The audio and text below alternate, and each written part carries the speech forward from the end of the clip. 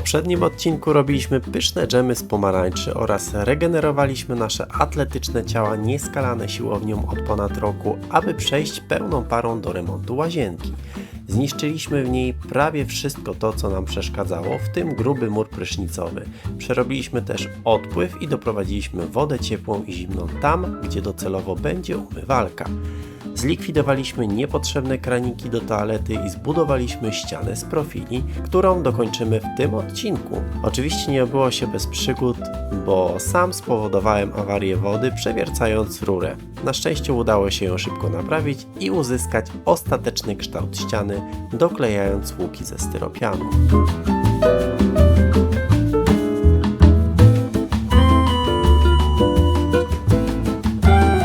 W 50. odcinku odpowiem na wszystkie Wasze pytania, które zostawiliście pod poprzednim odcinkiem i pokażę Wam końcowy efekt ściany, nad którą pracowałem do tej pory. Nie zapomnijcie subskrybować, śledzić nas i zostawiać komentarze. Każda Wasza opinia naprawdę się liczy.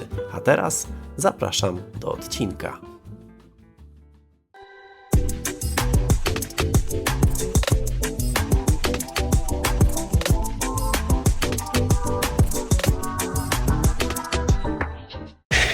Dzień dobry w kolejnym odcinku 50 i zobaczcie, co się wydarzyło za moimi plecami. Nie nagrywałem tego, ale zrobiłem pewną oczywistą rzecz, czyli zasiatkowałem łączenia płyt. Zrobiłem to zaprawą gipsową bodajże, czy gładzią jakoś tak. No w każdym razie jest taki specjalny środek, który się kupuje właśnie pod tego typu pracę. Tam, gdzie jest łączenie między płytkami a płytą, wcisnąłem akryl. Akryl jest elastyczny, więc nie powinno być tam pęknięć. Tak sądzę, że się tak właśnie robi, czyli właśnie w takich miejscach, gdzie nie można za bardzo wcisnąć siatki, no to właśnie używa się akrylu lub innego środka, który jest elastyczny. Na przykład możecie użyć T-Rexa, takiego kleju, który również jest bardzo elastyczny i jak wyschnie, to zachowuje się zupełnie jak akryl i również można go malować farbą, więc on jest naprawdę super. Natomiast dziś chcę przede wszystkim zrobić kabinę prysznicową. Mam nadzieję, że skończę tą łazienkę do przyjazdu gości, ale różnie może być, co już pokazało życie na przestrzeni odcinków, które widzieliście. Dużo było planów i dużo się nie zrealizowało w czasie, w którym bardzo chciałem, żeby się zrealizowały. Myślę intensywnie nadal nad podłogą. Nie wiem, co z nią zrobić i szczerze mówiąc, to miałem kilka pomysłów, żeby ją tanio zrobić, bo jak wiecie, ona będzie zrywana, więc nie chcę inwestować jakichś dużych pieniędzy. Myślałem o mikrocemencie, ale mikrocement na tą podłogę będzie mnie kosztowało około 350 €, żeby był specjalny mikrocement dedykowany pod łazienki. To dużo. Ja sobie zaplanowałem, że do 100 €, czyli 430 zł muszę się wyrobić z całą podłogą.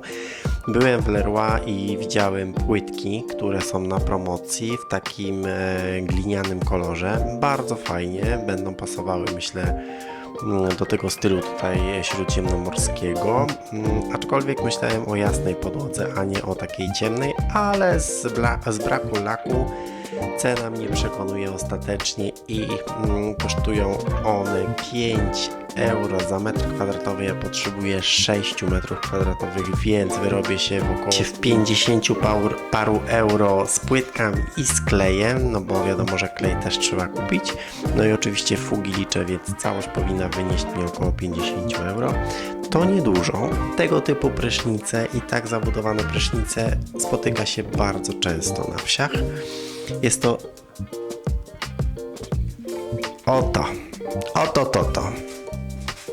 Czyli biorąc pod uwagę fakt, że położę nowe płytki na te płytki, czyli troszeczkę się jeszcze uniesie podłoga tutaj w tym miejscu, mogę sobie na to pozwolić tutaj, bo wszystkie drzwi są dosyć wysoko, a pralnia jest jeszcze wyżej, dlatego że cały dom jest obsadzony na terenie górzystym i generalnie mieszkam na 2 levelach, tak jakby, czyli pierwszy poziom domu jest trochę niżej, a drugi poziom trzeba wejść 3 schodki i jest trochę wyżej obsadzony, żeby nie zmieniać już odpływu, który jest tutaj, widzicie, ale który jest tutaj, muszę ograniczyć wylewanie się wody poza granicę odpływu. I w takich wiejskich prysznicach zazwyczaj stawia się taki stopień przed wejściem do prysznica. I ja też taki stopień tu postawię. Ja wiem, że są różne gusta i guściki, ale tak jak mówię, to jest remont łazienki budżetowy w pierwszej części domu, więc robię wszystko tak, aby do siebie pasowało i kosztowało jak najmniej. Cegły nie kosztują mnie nic, bo zostały z rozbiórki niektórych ścianek, więc to zostanie tutaj ten stopień zrobiony za darmo. I druga rzecz to też wyliczałem różne sposoby. Myślałem, że kupię po prostu szklany parawan, ale taki parawan kosztuje około 120 euro, 150, 80 euro to kosztuje taki wąski, a ja chcę mieć jednak prysznic trochę większy, bo ten prysznic, który tutaj będę robił, będzie miał 100 na 100, czyli już tak, gdzie można sobie porządzić. Tutaj postawię ściankę z karton gipsu, którą zabezpieczę odpowiednim środkiem, który jest wodoodporny i dedykowany do łazienek i go już zamówiłem. I ściankę będę chciał postawić takiej samej grubości jak to, czego też nie za bardzo lubię, ale no nie ma innego wyjścia, będzie zasłona prysznicowa, z tego względu, że zasłony prysznicowe nie sprawdzają się w prysznicach, które są małe. Tak mi się wydaje, dlatego że wystarczy lekki podmuch wiatru i przyklejać się do słupy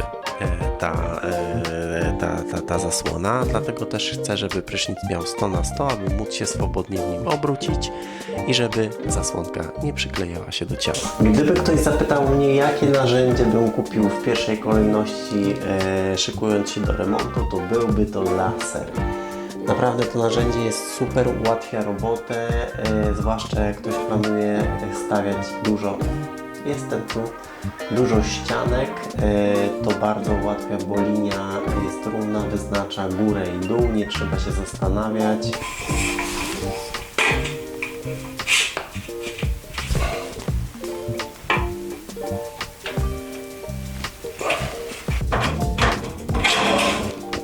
Pięknie.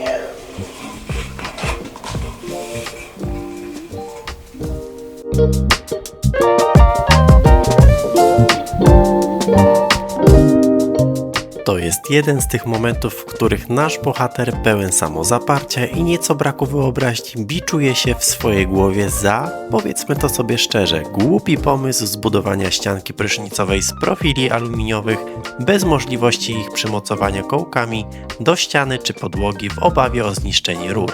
Powoli dociera do naszego bohatera, w jak czarnej dupie się znalazł. Na szczęście nasz dzielny majster nie zdążył się jeszcze w niej urządzić i w ostatniej chwili odpuścił.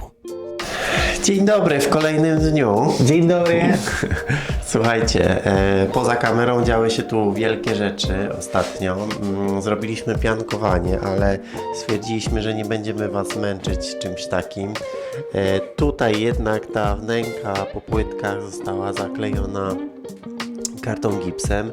W tym miejscu zawiśnie wieszak na ręczniki. I jeszcze jedna rzecz, która się zadziała. Niestety ścianka musiała zostać rozbrojona. Z profili ona nie zda egzaminu. Musimy kupić cegły. Będzie stabilniejszy i bezpieczniejszy. Tak myślę. Go!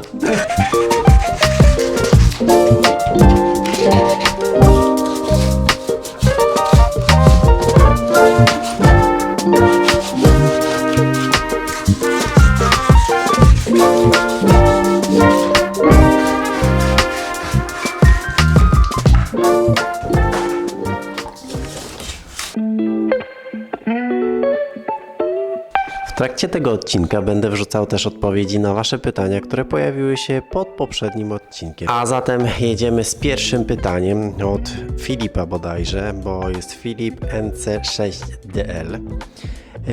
Ile mógłbyś zarobić na domu, gdybyś przy obecnym tempie remontów chciał sprzedać nieruchomość za kilka miesięcy? Co myślisz o flipach na Finkach? Nie wiem, ile mógłbym zarobić, słuchaj, na tym domu. Na pewno w dniu, kiedy go kupowałem, już na nim zarobiłem.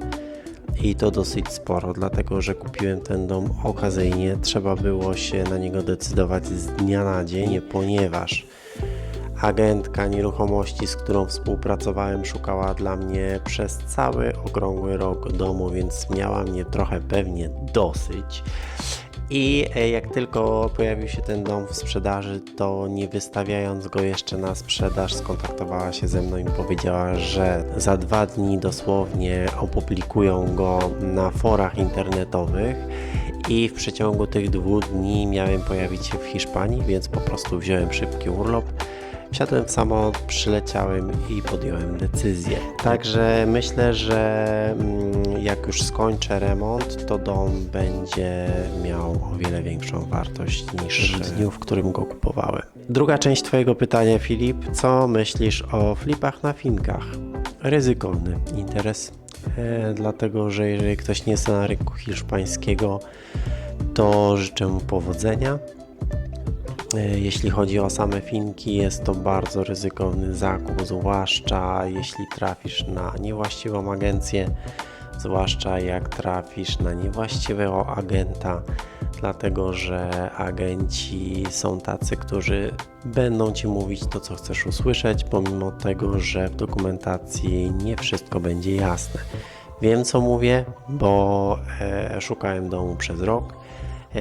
Jeden dom już miałem zarezerwowany nawet, wpłaciłem zaliczkę, potem jak prawnicy zaczęli grzebać w dokumentacji, to okazało się, że nie do końca jest legalnie wszystko postawione i tam było w ogóle zagmatwanie dosyć spore, więc musiałem otrzymać zwrot tych pieniędzy, potem szukałem drugiego domu i podczas szukania tych domów oglądałem 5 czy 6 domów, które wjeżdżałeś na podwórko, miały prąd, miały wodę, były naprawdę w dobrym stanie, miały baseny i po tym jak agencja zajrzała głębiej w papiery razem z prawnikami, okazywało się, że dom nie istnieje albo nie ma prawa tam istnieć, albo nie ma zgody na jego wybudowanie, a mimo wszystko ktoś go tam wybudował.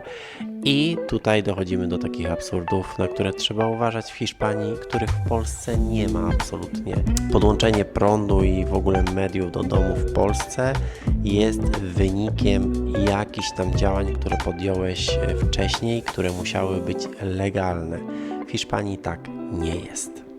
To jest tak, jakby Cię ktoś dopuścił do studiów po tym, jak nie skończyłeś liceum albo podstawówki. I jeżeli trafisz źle, to potem kupujesz tylko i wyłącznie problem.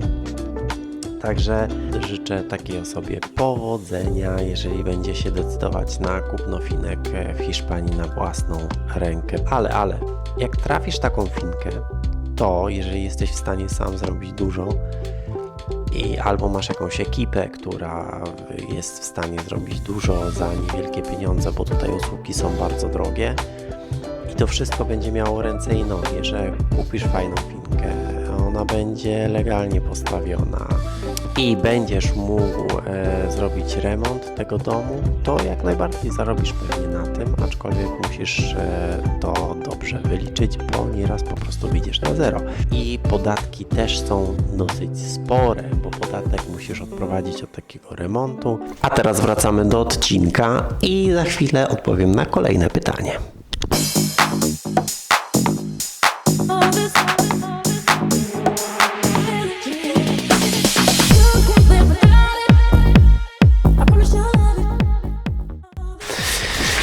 Właśnie przygotowałem się do wielkiego demontażu kibla i kolejne zaskoczenie w tym domu. Zobaczcie, jak został zainstalowany kibel. Kibel został po prostu postawiony i przyklejony na akryl bodajże, nawet nie na silikon, bo silikon zachowuje się trochę inaczej. To jest akryl. Żadnych śrub, nic kompletnie, a najgorsze jest to, że nie dali nawet uszczelki na rurę odpływową, która zapobiegałaby wydostawaniu się nie dość, że wody ewentualnie, to jeszcze zapachy. Także dobrze, że tutaj zajrzałem i zrobię to jak należy. Witajcie! Kolejne pytanie od Marcina. Marcin ze mną się kontaktuje przez różne platformy. Złapaliśmy dobry kontakt. Człowiek mnie tutaj supportuje od samego początku. Marcinie, twoje pytanie. Pytanie od Marcina jest takie. Kiedy sklep i czy strona już jest gotowa? Cały zarys planu na sklep jest. Brakuje tylko pewnych akcji, które muszę podjąć, aby to wszystko ruszyło i szczerze mówiąc nie mam na to absolutnie czasu. Pracuję 8 godzin w biurze, w terenie trochę i trochę w biurze. Zaraz Wam powiem, czym się zajmuję przy następnym pytaniu, bo takie pytanie też zadaliście. Uczę się języka. W ciągu dnia posługuję się w sumie 3 językami. W międzyczasie robię remont domu i publikuję rzeczy na kanał i staram się też publikować jakieś storki ciekawe, żeby to miało sens. Staram się też odwiedzać takie miejsca jak targi staroci, czy też sklepy budowlane, bo chcąc nie chcąc towar nagle się nie pojawia u mnie w domu, tylko muszę po niego pojechać, muszę przemyśleć co chcę. Chcę mieć też trochę życia prywatnego, bo nie tylko remontem żyję i pracą, chcę też trochę zobaczyć tej Hiszpanii, co Wam też pokazuję w niektórych odcinkach. Jakieś ciekawe miejsca, jak tylko zwiedzam, to zaraz to publikuję na moim YouTubie. I jeszcze jakbym miał sobie dorzucić obciążenie w postaci sklepu i prowadzenie tego sklepu tak jak należy, bo nie chcę otwierać czegoś, co Was rozczaruje. Więc jak będzie, to będzie. Mam nadzieję, że w tym roku, jakby to powiedzieć, nie cierpię z powodu braku sklepu. O, może tak. Nie jest to też coś, co jest na mojej priorytetowej liście, aczkolwiek bardzo chciałbym to zrealizować. Obecnie czuję się jak człowiek orkiestra, więc jak tylko gdzieś wygospodaruję trochę więcej czasu, to na pewno dam Wam znać. Dzień dobry, w kolejnym dniu remontu. Tutaj na tej półeczce niestety nie mogę położyć tynku bezpośrednio o tu, w tym miejscu, dlatego że będzie się obsadzał kurz i ten kurz będzie trzeba od czasu do czasu zetrzeć. W związku z tym musi być powierzchnia, którą da się łatwo zetrzeć i wykorzystam do tego stare płytki z tego remontu, czy z remontu poprzedniego właściciela. Zostały tutaj, znalazłem je, więc wykorzystamy te płyteczki, czyli pierwszym etapem, jaki w ogóle zrobię, to dotnę dokładnie płytki, przykleję je i potem będę nakładał tynkę. Także do dzieła.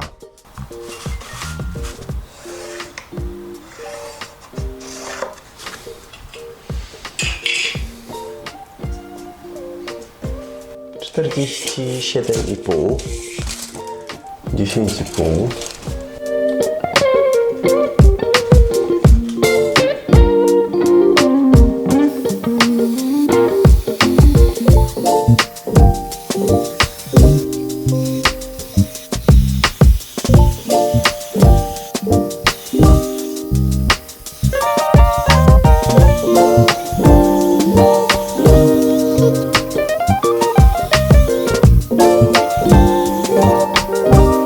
Zobaczmy, czy pasuje.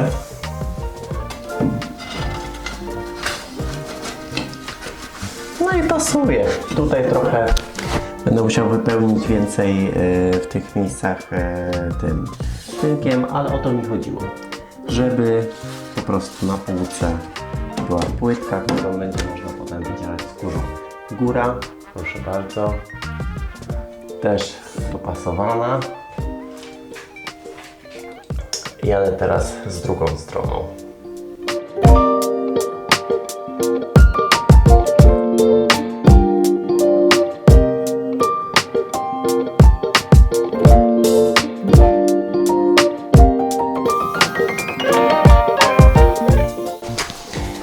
Dobra, rozrabiam klej w takim małym wiadereczku, ponieważ dużo go nie potrzebuję, więc sobie tak rozrobię. Obczyściłem i również загruntowałem miejsca, w których ma być przyklejona płytka. Płytki też nieco zwilżyłem i zaraz będziemy przyklejać. Oczywiście nie będę przyklejał żadnym grzebieniem, słuchajcie, no bo to są tak za małe płytki, aby wchodzić w taką aptekę.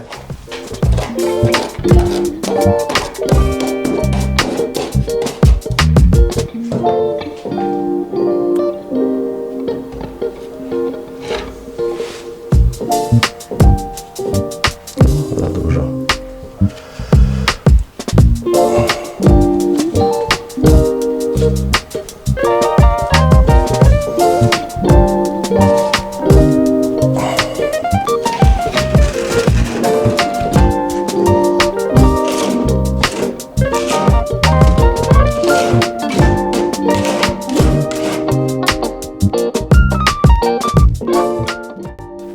Dam klejowi do płytek trochę przeschnąć, a ja w międzyczasie będę rozrabiał tynk, żeby pokryć wreszcie tą łazienkę. Już chyba 5. raz o tym mówię, więc niech się w końcu to stanie.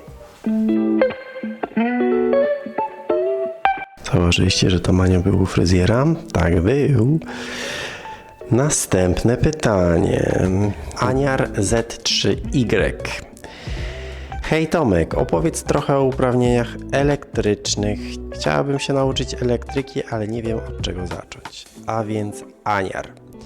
Sprawa nie jest taka prosta, bo nie każdy może mieć takie uprawnienia. Ja na potrzeby odpowiedzi na to pytanie wygrzebałem swoje dokumenty, bo nie pamiętałem jak się ta szkoła, nazywa się chyba szkoła, akademia nazywała.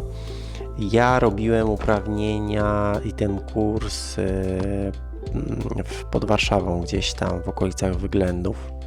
Szkoła nazywa się tak, Akademii. I to wygląda tak, że musisz, żeby móc przystąpić do takiego kursu, musisz złożyć pewne dokumenty plus dokument, który udowodni, że takie uprawnienia są Ci potrzebne do na przykład wykonywanego zawodu. Po prostu idziesz do swojego pracodawcy i taki dokument on Ci wydaje i na tej podstawie możesz przystąpić do kursu. Możesz też, ja na przykład pracowałem w IT w momencie, kiedy do tego kursu przystępowałem i ja bardzo chciałem mieć uprawnienia do podłączeń urządzeń związanych troszeczkę z IT, czyli ze smart home'em. Także ja sobie robiłem te uprawnienia pod tym kątem i też wiedziałem o tym, że przeprowadzę się do Hiszpanii i że elektrykę w pewnym zakresie będę chciał robić sam. Zamówiłem sobie po prostu na Allegro jakieś rekomendowane książki, które trzeba przeczytać. Na tym kursie on trwa chyba 2 czy 3 dni. Jeździsz na ten kurs, oni mają takie specjalne laboratorium z urządzeniami, które testowo możesz podłączać. Nie jest to proste, od razu Ci powiem. To nie jest tak, że po prostu masz 3 kabelki, podłączysz je w odpowiednim schemacie i tyle.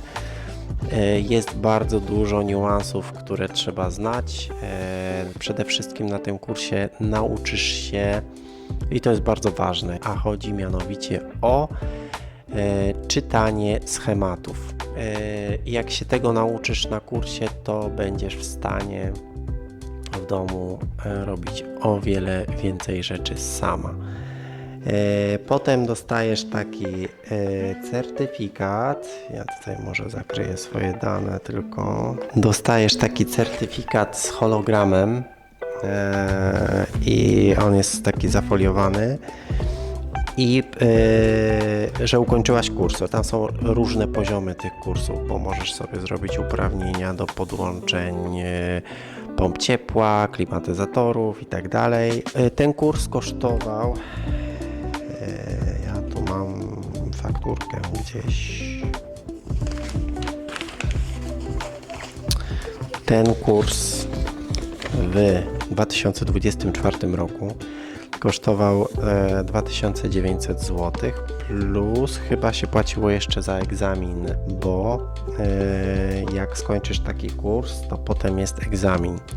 Egzamin co prawda jest online, możesz też pojechać i zdawać ten egzamin osobiście, ale online chyba jest fajniej i tak jakoś człowiek się bezpieczniej czuje. I jak zaliczysz ten egzamin, to wtedy otrzymujesz taką książeczkę kwalifikacji, również z hologramem z tyłu. To znaczy to jest takie, wiecie, trochę ta książeczka to jest taki żart trochę. No ale w każdym razie zawiera jakieś tam pieczęcie i hologramy, które potrzebujesz, z numerem twojego uprawnienia, który dostajesz. I tyle, no. I jesteś, już możesz działać sobie, aczkolwiek uważaj na siebie. Nie jest to proste. Ilość rzeczy, które musisz na tym kursie pojąć, jest ogromna. Jest ogromna, no, aczkolwiek też po takim kursie jesteś bardziej świadomy tego, jak bardzo niebezpieczny jest ten zawód i jak bardzo niebezpieczny jest prąd. Jedna ciekawostka, jeśli chcecie posłuchać, że osoba porażona prądem, pomimo tego, że czuje się dobrze zaraz po porażeniu i twierdzi, że nic jej nie jest, musi być pod nadzorem lekarza, czyli jedźcie do tego szpitala, pomimo tego, że wasz chłop mówi, że się dobrze czuje, albo kobieta, jedźcie do szpitala i powiedzcie, że zostaliście porażeni prądem, powinni was zostawić na obserwacji, tak mi się przynajmniej wydaje, dlatego że wasza krew, wasze narządy wewnętrzne mogą zostać poważnie uszkodzone i możecie zejść na przykład dobę po porażeniu.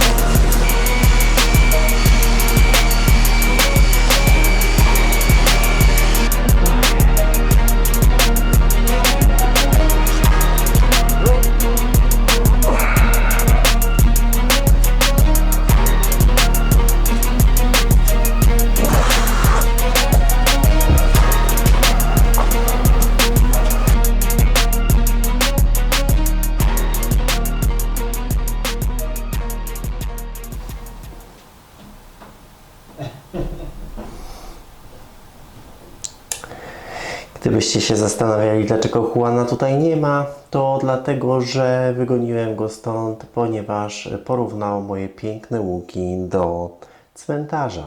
Powiedział, że w Hiszpanii bardzo popularne są takie łuki właśnie na cmentarzu. Więc wygoniłem go, pogniewałem się i teraz jest w tym miejscu, gdzie najlepiej się czuje, czyli w kuchni. No, może wróci, jak mi przejdzie.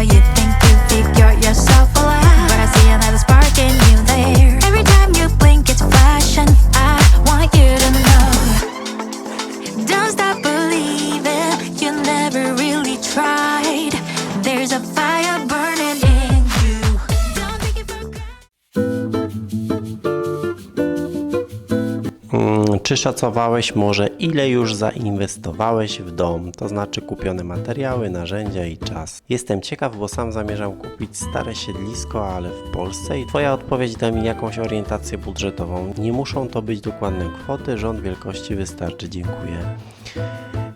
Wiesz co, niewiele, myślę, że około 7, 8, no bardziej 7 albo nawet mniej tysięcy euro, dlatego że ja pierwszą część domu po prostu odświeżam i korzystam dużo z tego, co mam i z tego, co tu znalazłem. I też na przykład coś, co mi nie pasowało, sprzedawałem i tym samym zyskiwałem kasę na coś innego. Jedyne, co mnie kosztowało, to materiały, grunty i tak dalej. Cały sprzęt miałem ze sobą, więc myślę, że połowę domu bez 2 łazienek, które muszę zrobić i które wyjdą chyba najwięcej i bez jakiegoś, wiesz, kombinowania typu jakieś przeróbki hydrauliczne, które dużo kosztują, bo przeróbki hydrauliczne zazwyczaj wiążą się albo z rozpruciem podłogi, albo mówię tutaj o zmianie na przykład, nie wiem, miejsca sedesu, nie? Także takich rzeczy nie robiłem i starałem się to tak rozplanować, aby ten koszt był jak najmniejszy, dlatego że pierwsza część domu, tak jak już mówiłem chyba w kilku odcinkach, będzie całkowicie zmieniana. Więc nie opłaca się tutaj wkładać jakichś dużych pieniędzy, aczkolwiek zanim zostanie zmieniona, no to minie myślę, że ze 2 lata, zanim zgromadzę na to budżet i no muszę w czymś mieszkać i jakoś mieszkać, a że nie lubię mieszkać w jakimś syfie, no to chcę, żeby ta przestrzeń jednak cieszyła oko i żeby była fajna. Zatem tak, okna dostałem od sąsiadów, meble większość zrobiłem sam lub znalazłem tutaj. Mogę Ci poradzić po prostu, żeby nie rzucać się z remontem od razu na te rzeczy, które wydają Ci się do zrobienia, tylko po prostu pomieszkaj w tym domu jakieś 2-3 miesiące, a nawet i dłużej, bez robienia jakiegokolwiek remontu, no chyba że jest to konieczne, nie wiem, na przykład nie masz drzwi dobrych, no to sobie wymień te drzwi, ale na przykład kupię używane w lepszym stanie i pomieszkaj w tym domu i zobaczysz, że dom sam Ci podpowie, gdzie są takie punkty, które no, muszą zostać zrobione. Na przykład pokażę Ci, w którym miejscu masz przecieki, albo pokażę Ci, w którym miejscu Ci wieje, albo które gniazdka nie działają, a też obserwuj kombinacje poprzednich właścicieli. Typu, ja na przykład w łazience obecnej miałem 2 kraniki do podłączenia wody od sedesu. Idę kiedyś wieczorem do toalety. Przy spuszczaniu wody czuję podmuch ciepła. Co się stało? Gdzie? No i dotykam tej spłuczki, a ona jest gorąca. I tutaj właśnie znalazłem odpowiedź, dlaczego były te 2 kraniki obok WC. Czyli jeden był z zimną wodą, a drugi był po prostu nieudaną próbą, gdzie podłączono ciepłą wodę. Czy to jest dom tylko dla Ciebie, czy do wynajęcia dla gości? I druga część pytania to, od jak dawna mieszkasz w Hiszpanii, czy możesz zdradzić swój zawód? Więc tak, pierwsze pytanie, to jest dom tylko dla mnie. Zawsze marzyłem o dużym domu z pięknym widokiem i to się właśnie spełnia. Od jak dawna mieszkasz w Hiszpanii? Od Hiszpanii na stałe mieszkam od maja, czyli niecały rok, a dom kupiłem ponad rok temu i już tu spędzałem większość czasu, pracując jeszcze w firmie w Polsce. Czy możesz zdradzić swój zawód? Tak, mogę zdradzić swój zawód. Jestem agentem nieruchomości. Obecnie tutaj w Hiszpanii sprzedaję nieruchomości na Costa Blanca. Także jeżeli ktoś by był z Was zainteresowany, to zapraszam do kontaktu. Nie chwaliłem się tym wcześniej za bardzo, bo nie chciałem mieszać tego kanału z moim zawodem. Jeśli macie jakieś jeszcze pytania, możecie pisać pod tym odcinkiem. No dobra, ściana zatynkowana, teraz zostało nam tylko gąbkowanie i będzie pomagał mi Juan.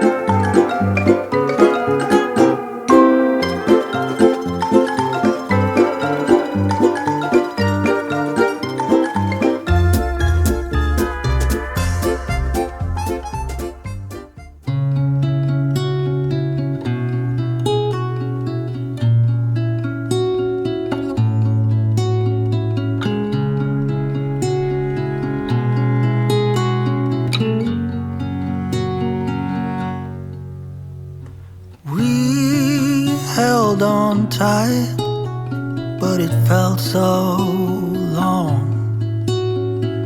Tell me, where did we go wrong? When you're in the sun and I'm lost in the shade, then who's supposed... Tak mniej więcej będzie udekorowana ta ściana i proszę Was o jedną prośbę w komentarzach. Nie jestem najlepszy w takie dodatki, więc proszę Was, abyście doradzili mi konkretnie, co byście widzieli w tych wnękach.